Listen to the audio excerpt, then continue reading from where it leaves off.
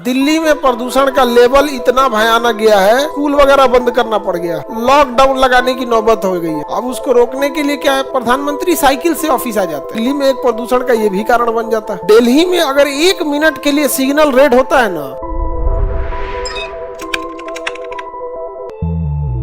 One का होना जरूरी है या नहीं है? बहुत जरूरी है भैया, जंगल का होना। जंगल नहीं रहेगा बहुत दिक्कत होगा। अभी दिल्ली का हाल देख रहे हैं, दिल्ली में प्रदूषण का लेवल इतना भयानक गया है कि वहां तक स्कूल वगैरह बंद करना पड़ गया, लॉकडाउन लगाने की नौबत हो गई है। अब सोचिए, अब उसको रोकने के लिए क्या है, पेड़ पौधे तो हैं दिल्ली में, रखा गया पेड़। दिल्ली में घर गिराना इजी है, पेड़ गिराना टफ है। बट ओवर पॉपुलेटेड हो गई है दिल्ली। दिल्ली क्या हो गई, ओवर पॉप। और हमारे यहाँ जानते हैं 4 व्हीलर जो है ना, वो एक जरूरत से ज्यादा स्टेटस साइन है। जबकि अगर आप नॉर्वे, स्वीडन, फिनलैंड, डेनमार्क जैसे देशों को देखेंगे तो प्रधानमंत्री साइकिल से ऑफिस आ जाते हैं। और आज अगर इंडिया में कोई साइकिल से चला जाए, उसके पास 4 व्हीलर है, साइकिल से आ जाए, तो लोग कहेंगे दिन गिर गई लेकर, दिन गिर गया, खत्म। हम लोग पता नहीं क्यों दूसरे के फेर में इतना रहते हैं लोग ना, जिसका कोई हद नहीं। दिल्ली में अगर 1 मिनट के लिए सिग्नल रेड होता है ना, 1 मिनट के लिए, तो पीछे से जो कम 500 से 1000 गाड़ियां लग जाती हैं। इतना कंजस्टेड हो गया है दिल्ली, इतना कंजस्टेड जिसका कोई हद नहीं। अब वो गाड़ियों से निकलने वाला धुआं कहाँ जाएगा? और इस सीजन में जो पराली जलाई जाती है, जैसे अभी धान कट गया होगा तो जो बच जाता है लोग जला देते हैं, जो खेतों में जो बच जाता है जला देते हैं। अब वो हरियाणा, पंजाब, यूपी में हर एरिया में जलाया जाता है। तो दिल्ली में एक प्रदूषण का ये भी कारण बन जाता है कि भाई जला के पराली जला रहा है। वहां पे पराली किसान इसलिए जला रहा होता है क्योंकि उसके पास वही सबसे सस्ता रास्ता है, उसको आग लगा देना है, काम खत्म उसका। किसान के पास इतना पैसा नहीं है। अब इसको रोकने के लिए गवर्नमेंट को उस पराली को खरीद लेना चाहिए, उससे जो अपना काम करना है काम करे, या फिर एक कुछ केमिकल दे दे जिसको छीट दे, तो वो केमिकल फिर से उसको क्या बना सके, खाद। लेकिन किसानों को इतना फुर्सत है कि पराली को रोक के उसको खाद बनाएगा, अपना 1 महीने का समय बर्बाद करेगा। क्योंकि ज्यादा ठंड आ गया तो गेहूं बोइएगा ना तो उसमें से निकलबे नहीं करेगा, ठंडा मार देगा।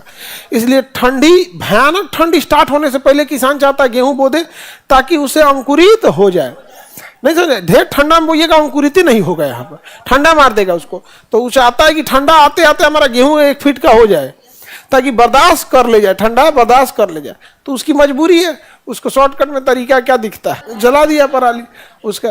तो एक तो ये भी प्रदूषण है। तब दिल्ली में देखिए अब कृत्रिम वर्षा कराया जाएगा, आर्टिफिशियल रेन, ताकि बारिश होगी ना पूरा प्रदूषण लेके बैठ जाएगा नीचे। यहाँ पर प्रदूषण बहुत भयानक हो गया। धान की पराली, पुआल वगैरह बोलते हैं लोग जिसको। आगे बढ़ते हैं हम लोग। तो पर्यावरण को बचाने के लिए ना हम लोग के पास जंगल का होना बहुत ज्यादा जरूरी है। अब इस जंगल में कितना % जंगल होना चाहिए भैया? 33%। कितना %? 33। अगर 33% जंगल है, कितना? 33% जंगल है, तो आप समझिए कि आप पर्यावरण को संतुलित अवस्था में रखे हैं। लेकिन भारत जैसा देश जो औद्योगिकरण के भी रास्ते पे नहीं है, हम लोग के यहाँ 23% है। 23 दशमलव समथिंग है, तो आप इसे 23 या 24 ले सकते। समझ आ गया कि नहीं आ गया? 23%, हम 23 से लिख देते हैं, दशमलव सम है तो आप लोग ध्यान दीजिएगा, ठीक है? तो कितना % है? 23%। तो बताओ, हम लोग जो है वो बहुत ज्यादा इंडस्ट्रियल एरिया में भी नहीं है पूरे देश वाले, फिर भी हमारे पास जंगल इतना कम है। जापान जो कि बुलेट ट्रेन बना लिया, हर एक चीज की टेक्नोलॉजी में आ गया, वो टेक्निकल सेचुरेशन पे चला गया है जापान। टेक्निकल सेचुरेशन का मतलब कि अब आपको क्या चाहिए टेक्नोलॉजी में, जो एकदम एडवांस टेक्नोलॉजी है वहां पर, अब एकदम टेक्निकल सेचुरेशन में चला गया है। बावजूद जापान में 66% जंगल है, मतलब जितना चाहिए उसका दुगुना। 66% जंगल है जापान में, और हमारे पास टेक्निकल के नाम पर तो कुछ नहीं हुआ है अभी हम लोग के यहाँ। हम लोग चार्जर चाइना से खरीद के ला रहे हैं कि नहीं ला रहे हैं? बावजूद हमारे पास जंगल कितना है? 23% है। अब ये जंगल का जो भारतीय वन सर्वेक्षण संस्थान है वो कहाँ पर है भैया? देहरादून।